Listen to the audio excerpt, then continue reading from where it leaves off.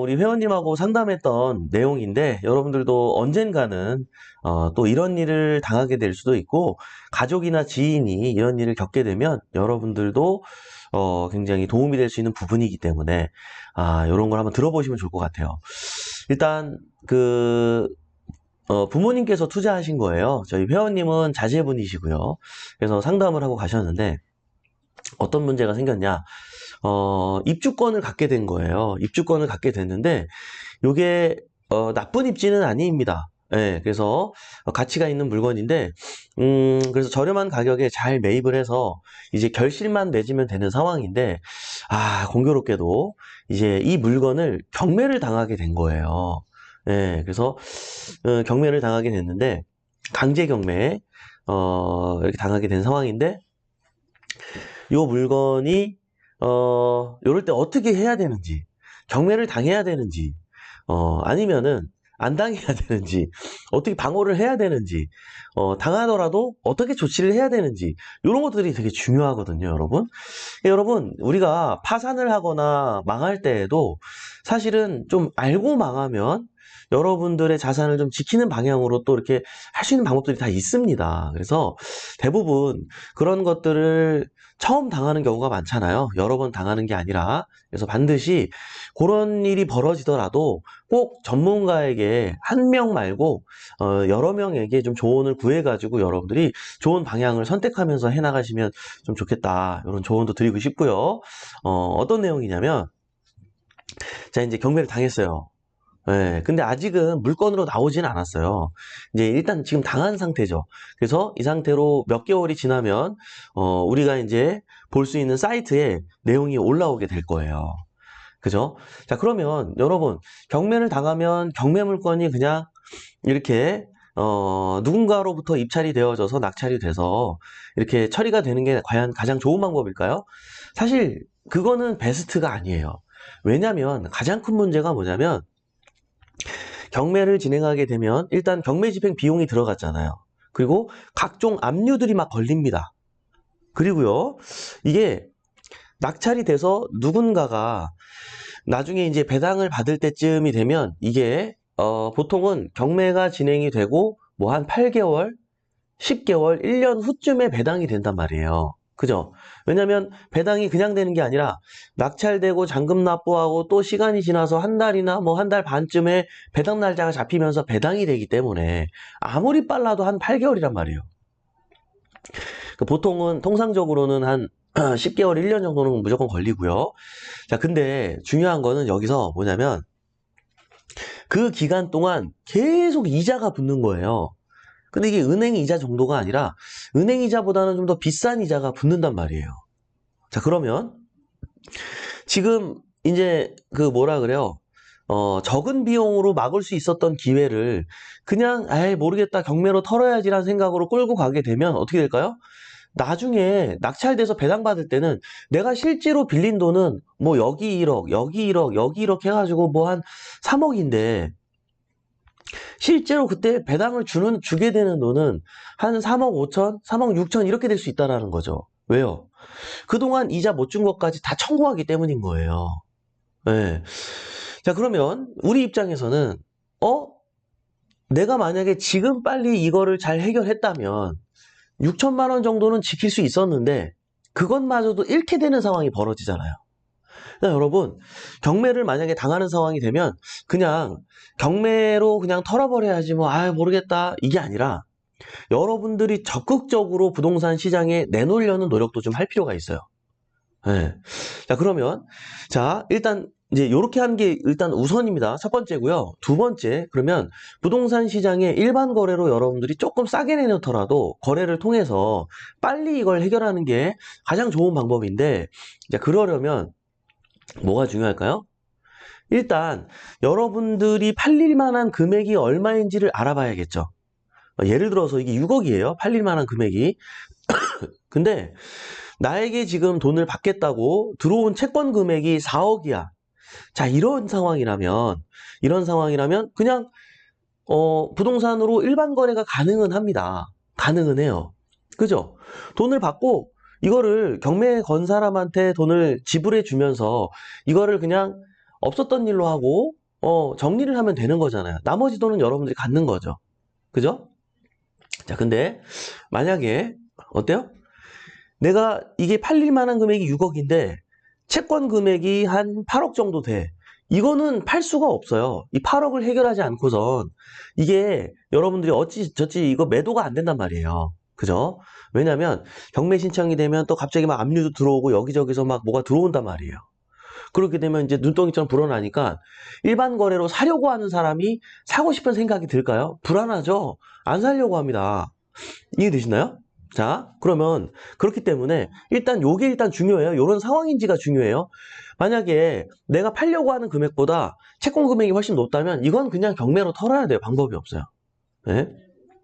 자, 근데 다행히 우리 회원님의 상황 가운데 이런 경우는 다행히 일반 거래로 팔 수 있는 금액보다는 채권 금액이 작았어요. 그래서 제가 꼼꼼히 물어봤거든요. 어떤 게 얼마 밀렸냐 여쭤봤더니 확실히 작았어요. 그래서 다행이다. 수중에 돈이 없으시냐? 그랬더니 수중에 돈은 없었어요. 이걸 팔지 않으면 해결이 안 되는 상황이었어요. 근데 이게 죄송합니다. 괜찮은 물건이었고요.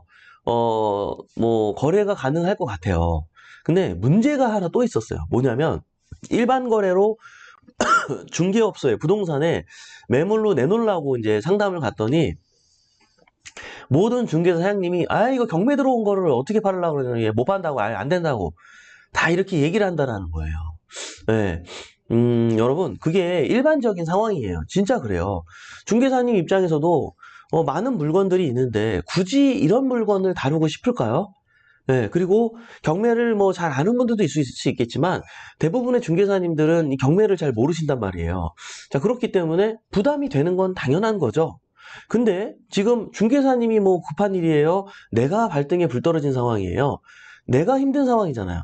그럼 여러분들이 설명을 해줄 필요가 있습니다. 뭐라고 설명을 해주냐면 중개사님, 사장님, 제가 지금 요거는 그럼 지금 얼마 정도에 팔릴 수 있죠? 그때 얼마, 뭐 6억 정도라 대충 예를 들어서 6억이라고 얘기했어요. 6억이래요.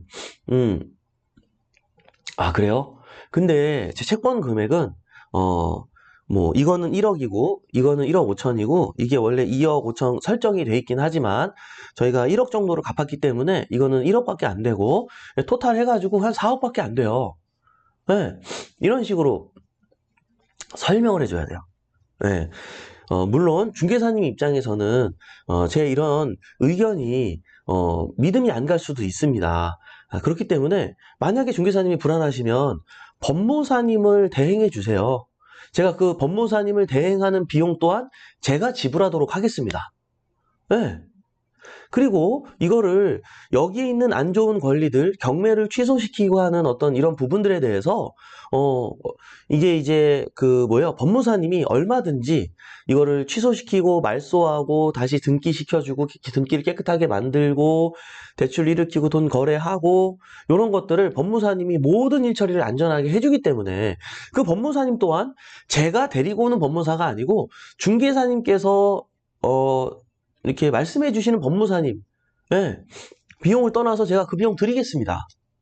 네, 그러면 중개사님 입장에서도 문제가 없지 않습니까? 중개를 도와주십시오. 라고 여러분들이 명확하게 설명을 해줘야 돼요. 네, 왜냐면 중개사님도 그런 게 불안한 거거든요. 잘 모르기 때문에. 자, 그럼 어때요? 여러분들이 그렇게 설명을 좀 해주고 대신에 제 값에 팔겠다는 건 아닙니다. 이 이야기까지 해줘야겠죠. 예를 들어서 그게 지금 정상적인 물건이면은 6억에 팔리는 상황이야. 그러면 6억에 파는 게 아니라 한 5억 5천 정도?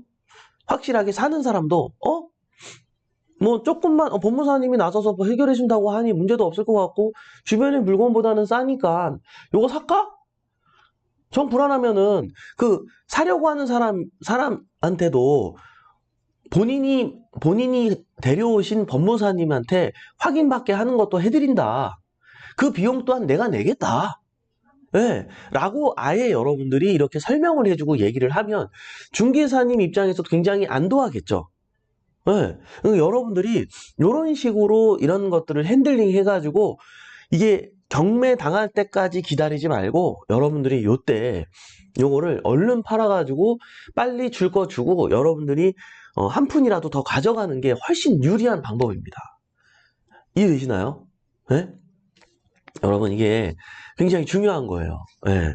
실제로 저희 회원님들 중에는 중개사님들이 많이 계시거든요. 그래서 은평구에서 있었던 일이었어요. 네. 그쪽에서 경매 당한 물건인데 본인이 보장한다는 거, 이거 진짜 본인이 알고 있는 친한 사람 물건인데 채권 금액이 얼마 안 된대요. 그래서 이거 일반 거래로 사도 전혀 문제가 없는 물건인데 저한테 사지 않겠느냐고 연락이 온 거예요. 그래서 아 그래요? 왜냐면 주인이 생각보다 되게 시세보다 싸게 팔고 있어요 라고 얘기를 하더라고요. 괜찮아요, 안 괜찮아요? 괜찮죠? 나쁘지 않죠? 맞아요, 나쁘지 않아요. 그래서 내가 봤는데 제 입장에서는 뭐 굳이 주택이 더 필요하진 않아요. 그래서 예, 뭐 그냥 뭐 나쁘진 않은 가격이었어요, 사실. 그래서 이제 근데 이제 제 입장에서는 필요하지 않아서 설명을 드렸죠. 그래서 그렇게 이제 매물을 갖고 있었는데 다행히 어떤 분이 그걸 사겠다고 하시는 분이 나타나긴 나타난 거예요. 예, 근데 이 중개사님도 이걸 어떻게 처리해야 될지 모르니까 저한테 연락이 왔단 말이에요. 제가 고민하지 말고 그냥 법무사님 딱 비용 드리고 그렇게 일일이 처리해라. 법무사님 비용들도 법무사님마다 가격은 다르지만 보통 한 100만 원 정도? 예.